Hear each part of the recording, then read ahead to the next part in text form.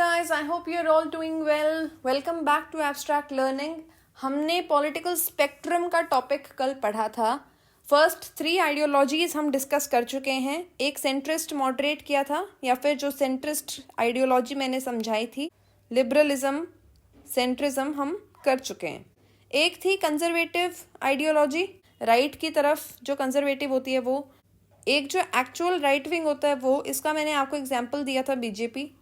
एक होती है फासिस्ट. इन दोनों के बीच में यहाँ पे ये जो एक कैटेगरी है पीपल की, इसको हम कहते हैं फंडामेंटलिस्ट या फिर फंडामेंटलिज्म. ठीक है, ये जो कैटेगरी है पीपल की, this is called fundamentalism and the people are called fundamentalist. बिल्कुल एक्सट्रीम राइट में अगर आप चले जाओ इस स्पेक्ट्रम के, तो एक्सट्रीम राइट में है फासिज्म. फासिज्म एक इटालियन वर्ड है और ये वर्ड इक्विवेलेंट है नाजिज्म के. नाजिज्म के बारे में आपने सुना होगा, नाजियों के बारे में आपने सुना होगा, नाजीज. जर्मनी के बारे में अगर आपको पता है तो जर्मनी में हिटलर था. हिटलर जिस कम्युनिटी को बिलोंग करता था वो कम्युनिटी उनके हिसाब से आर्यन कम्युनिटी थी, यानी आर्यन रेस को वो बिलोंग करते थे. और हिटलर मानता था कि आर्यंस जो हैं वो सुप्रीम हैं, दे आर सुपीरियर. हिटलर ये भी मानता था, जो जर्मनी में एक दूसरी कैटेगरी रहती थी जो थी ज्यूज की, तो हिटलर मानता था कि ज्यूज जो हैं वो ओरिजिनली जर्मन्स नहीं हैं एंड वो असली सेंस में कभी देशभक्त नहीं हो सकते. नाजिज्म के ऊपर, फासिज्म के ऊपर मैं एक अलग से वीडियो बना दूंगी. तो अब हमने कर लिया centrist, conservative, right wing and fascist या फिर नाजिस्ट या फिर नाजिज्म. ये हम 4 कैटेगरीज ऑफ आइडियोलॉजीज कर चुके हैं. अब हमें करनी है लिबरल, लेफ्टिस्ट एंड सोशलिस्ट या फिर communist. In fact liberalism and centrist moderate ये ज़्यादा सेग्रीगेट नहीं किए जा सकते, इन्हें इतना सेपरेट करके नहीं पढ़ा जा सकता. ये बहुत रिलेट करते हुए टॉपिक्स हैं. सेंट्रिस्ट जो होते हैं वो थोड़ा पैसिफाइड अप्रोच फॉलो करते हैं. कहने का मतलब ये है कि वो थोड़ा इजी अप्रोच रखते हैं लाइफ की तरफ. जो लिबरल्स होते हैं वो चाहते हैं कि एब्सोल्यूट फ्रीडम मिले. इससे अगर आप थोड़ा आगे आओगे तो ये आती है हमारी लेफ्टिस्ट आइडियोलॉजी. क्या होती है leftist ideology? And extreme left या फिर फार लेफ्ट आइडियोलॉजी क्या होती है? इसी के अंडर सोशलिस्ट एंड कम्युनिस्ट क्या होता है, ये हम अभी डिस्कस कर लेते हैं. अगर आप राइट विंग की बात करो, राइट विंग में मैंने आपको बीजेपी का एग्जाम्पल दिया था. बीजेपी एक हिंदू आइडियोलॉजी को फॉलो करने वाली पार्टी महसूस होती है क्योंकि वो थोड़ा हिंदूज को प्रोटेक्ट करके चलने की कोशिश करती है. ठीक है, नाउ हिंदुइज्म का एक इनहेरेंट पार्ट है कास्ट सिस्टम, सोशल हायरार्की. तो सोशल हायरार्की यानी सोसाइटी में जो एक लेवल ऑफ ऑर्गेनाइजेशन क्रिएट किया हुआ है, that is called social hierarchy. ठीक है, तो बीजेपी टाइप की जो गवर्नमेंट्स हैं वो इस सोशल ऑर्डर को प्रिजर्व करके रखने की कोशिश करती हैं क्योंकि ये हमारे कल्चर का पार्ट बन चुका है. This has become a part of our culture. लेकिन जो लेफ्ट विंग पॉलिटिक्स है, left wing politics social equality support करती है. सोशल इक्वेलिटी का क्या मतलब हुआ?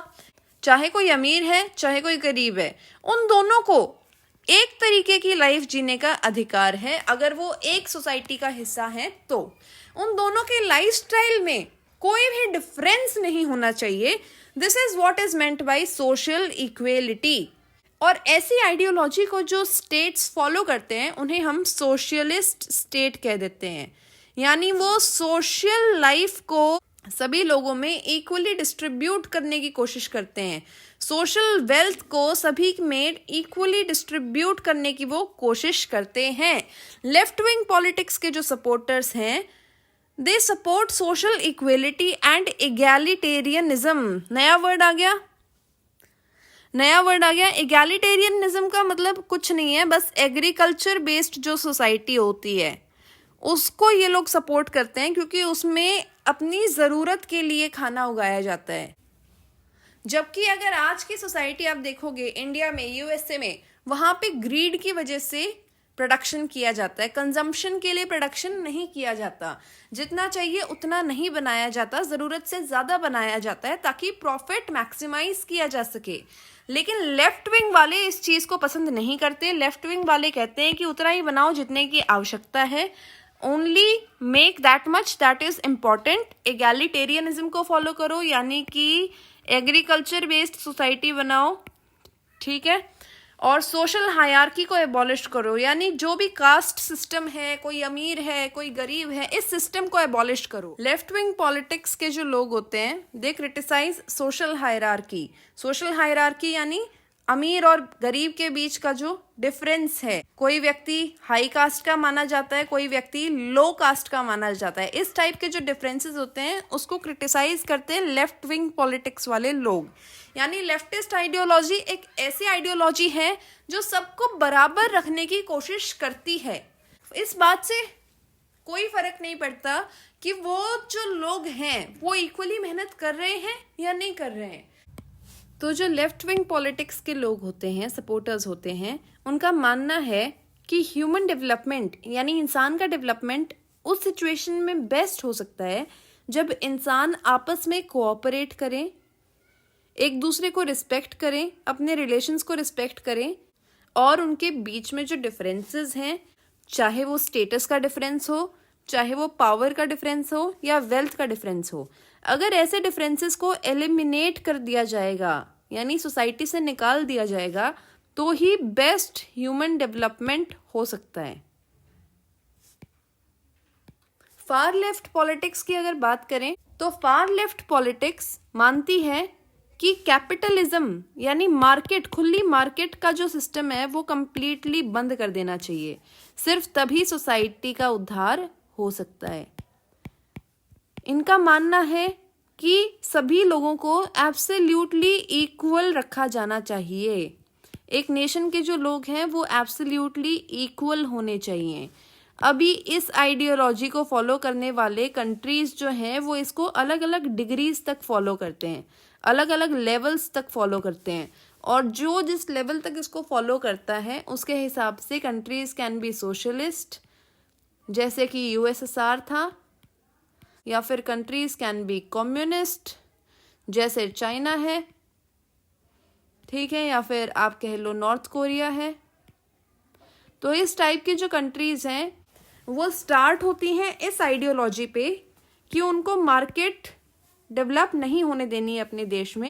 लेकिन जब इन कंट्रीज के लीडर्स को पावर का टेस्ट मिलता है, when they taste the power, जब उनको एक्सपीरियंस होता है पावर का, तो वो पावर को कॉन्सेंट्रेट करने की कोशिश करते हैं, एक दो हाथों में बचा के रखने की कोशिश करते हैं, जिसकी वजह से ऐसी कंट्रीज बन जाती हैं ऑथोरिटेरियन या फिर कह लो टोटलिटेरियन। ये हम मे बी नेक्स्ट वीडियो में ये वाली टर्म्स डिस्कस करेंगे। फॉर नाउ आप लोग समझ लो कि जो लेफ्ट पॉलिटिक्स होती है वो मानती है कि लोगों में जितना हो सके उतना ज़्यादा इक्वेलिटी होनी चाहिए, जबकि जो फार लेफ्ट पॉलिटिक्स होती है वो मानती है कि किसी भी तरीके की जो अगर लोगों के बीच में डिफरेंसेस क्रिएट हो रहे हैं किसी फैक्टर की वजह से, उस फैक्टर को ही एलिमिनेट कर दो। तो ये कैपिटलिस्ट के खिलाफ है, कैपिटलिज्म के खिलाफ है। कैपिटलिज्म, सोशलिज्म और ये सारी टर्म्स हम नेक्स्ट वीडियो में डिस्कस कर लेंगे। यहाँ पे मैंने ये एक ब्लू बॉक्स में लिखा है बुद्धाज मध्य मार्ग।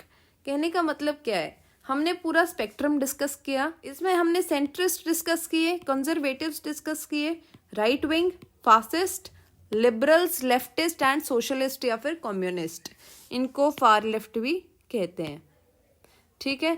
तो कहने का मतलब ये है कि ना तो ये दोनों ही सोसाइटी के लिए अच्छी मानी जाती हैं, ना ही ये तीनों सोसाइटी के लिए अच्छी आइडियोलॉजीज मानी जाती हैं।